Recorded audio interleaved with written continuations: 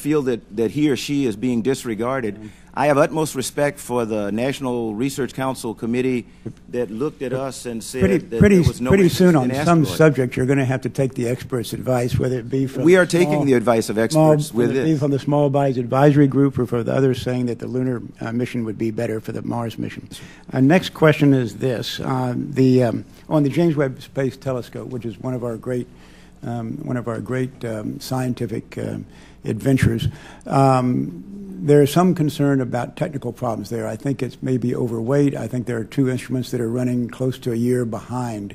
Do you see us able to meet our deadlines and get the James Webb up in the fall, I think 2017 as expected? Chairman Smith, I'd have to ask for the source of the information.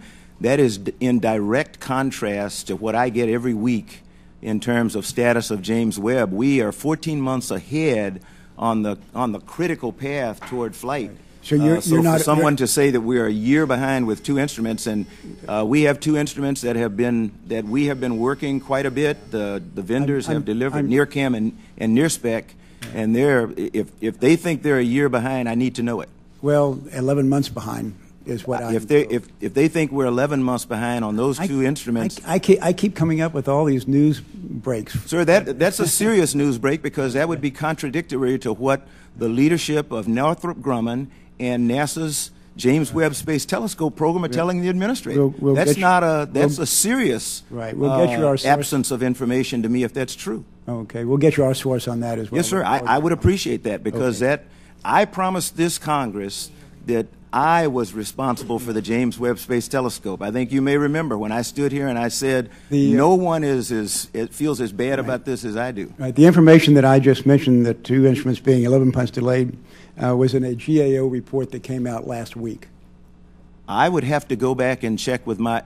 we have carried GAO by the hand through Goddard, through the Johnson Space Center and everywhere, and so if GAO is reporting that we have instruments that are 11 months behind. GAO, April 2013, two of the instruments 11 months behind. Mr. Chairman, I will get back to you. Okay. That is news to me. Okay, thank you. Last quick question.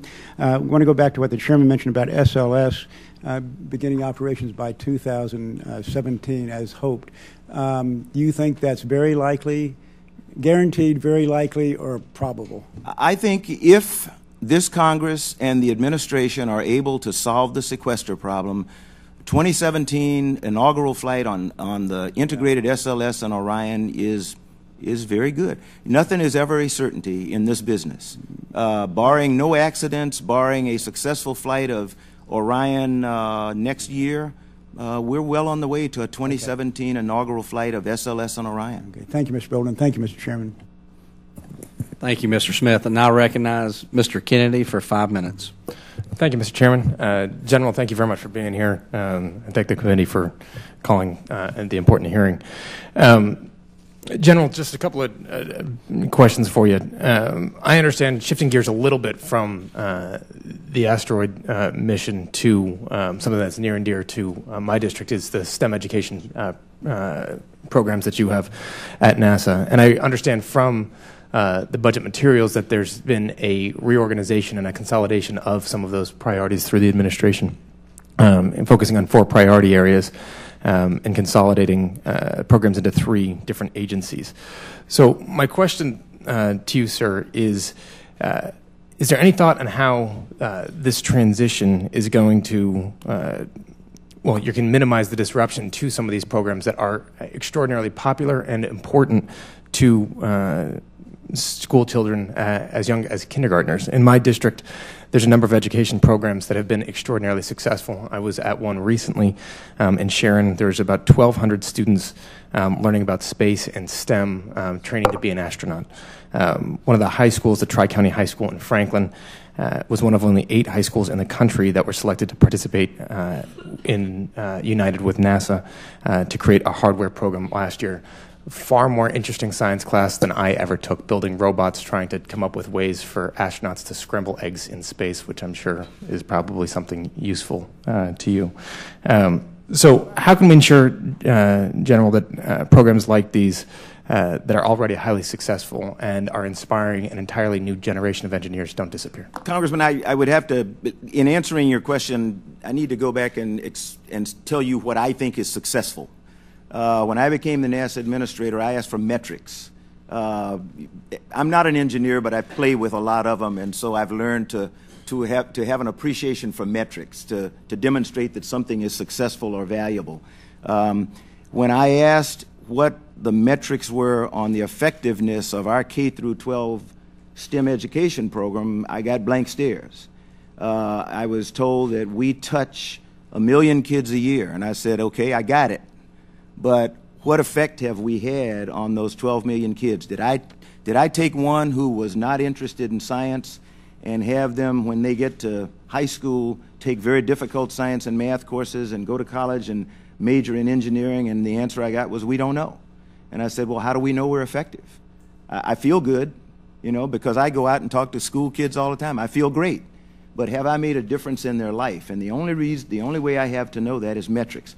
The President and I happen to share this belief. And so what we're trying to do with the consolidation of the STEM education programs across the 13 or so STEM-related agencies in the government, and I see Congresswoman Edwards is smiling because she and I have talked about this at length.